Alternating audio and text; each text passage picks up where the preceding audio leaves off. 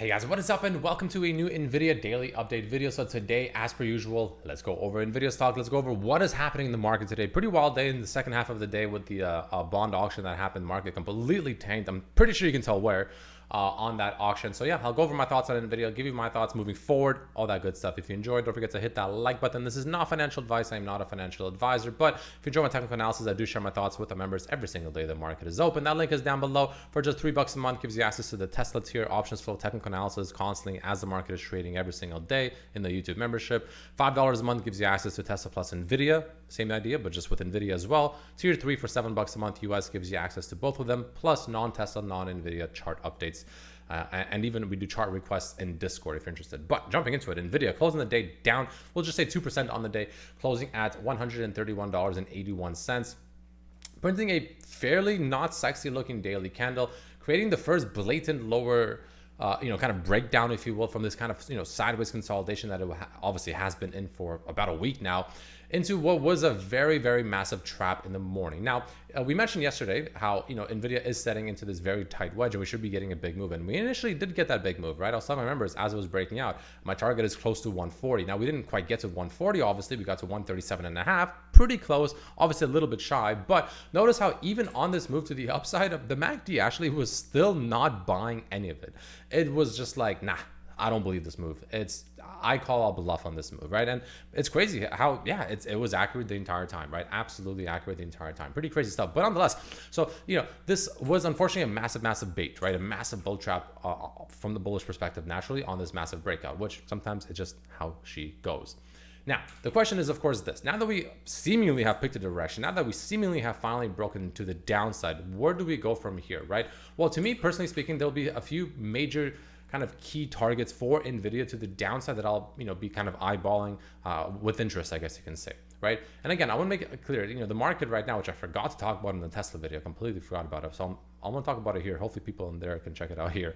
But, QQQ is breaking down from this uptrend. This, you can see this kind of uptrend right here, right? Very sharp uptrend. It is breaking down from it. That doesn't mean the market is just overall bearish or anything like that, but it does seem like we are getting damn close, if not there, for arguably a much needed cool off, right, to the market to the downside. 500 QQQ followed by potentially 485 roughly, right? Those are the main two targets to the downside, I would argue. But with NVIDIA here, the main targets I'm looking to the downside, if it continues showing strength, especially, would be the first one to this trend line right here, which it hasn't really retested for quite some time, but each time it has been on this trend line, you can see it's been bouncing pretty nicely, right? Pretty nicely so far, including this major one not that long ago.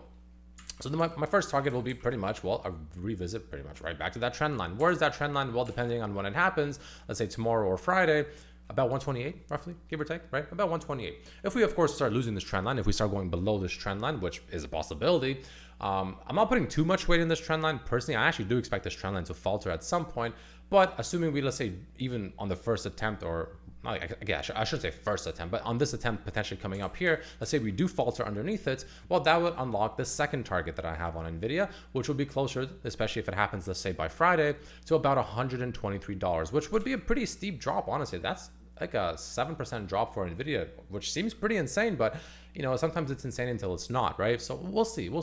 But that'll be my second main target for now on NVIDIA stock, which actually at that point will come right back to that market bias, right back into this support zone of around 123, 122, something like that, right? This pivot point from back here.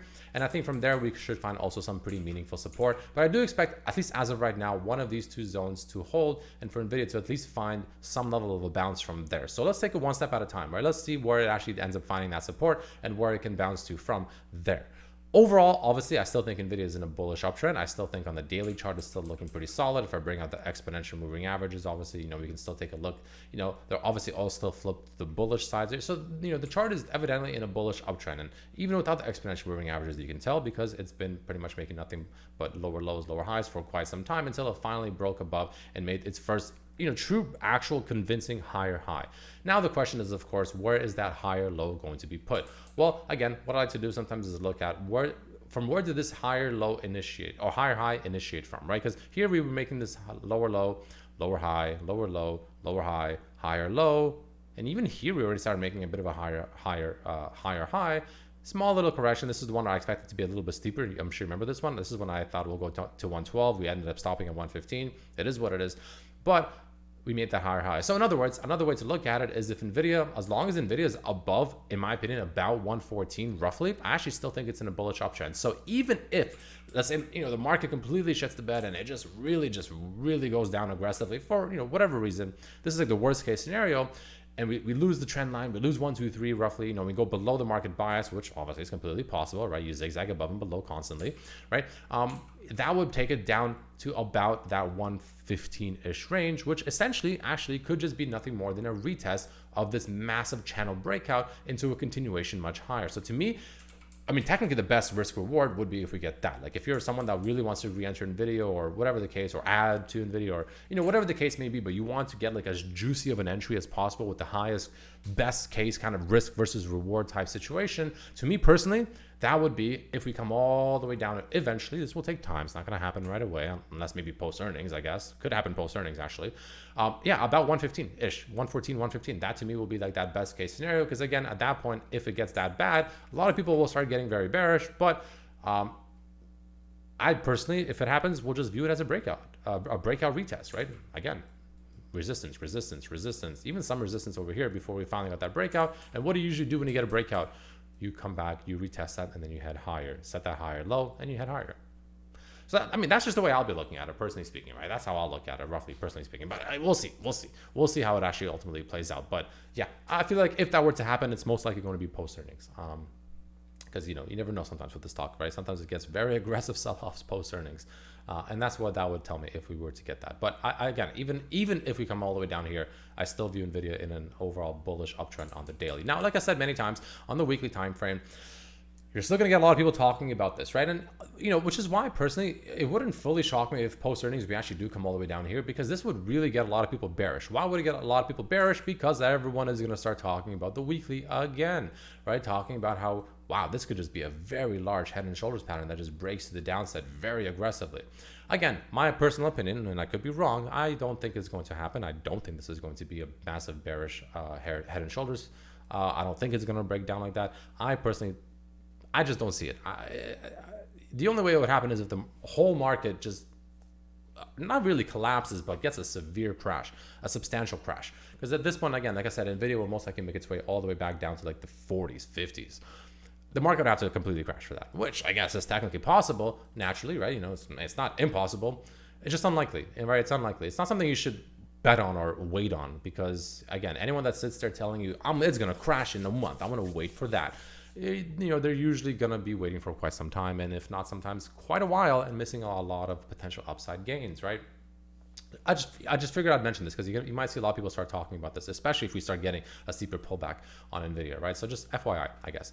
But yeah, let's watch for that. But even on the weekly, similar to the daily, even if we do come back down to those rough levels, like I mentioned, let's say 115 or something like that, guys, I'd still view that similar to the daily, just nothing more than nice little retest. Right back here, and then we head higher.